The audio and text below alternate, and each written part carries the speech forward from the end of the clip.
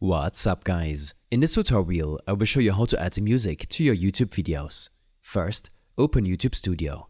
If you haven't uploaded the video you want to add music to yet, go to the top right corner and click on Create. Then select Upload Videos. Once your video is uploaded, head over to the left-hand side menu in YouTube Studio and click on Content. This will show all the videos on your channel. Find the video you want to add music to and click on it. This will take you to the video details page. Now, on the left sidebar, click on Editor.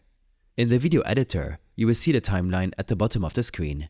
At the top of the screen, select the Audio tab and then click the plus button that says Add Audio. This will open YouTube's audio library. The music in YouTube's audio library is all copyright-free, meaning you can use it in your videos without any restrictions. And you can even monetize your video. Browse to the available tracks and click on the Play Audio Track button to preview them. Once you find a track you like, click Add to insert it to your video. You can adjust the length of the music by dragging the edges of the audio track in a timeline.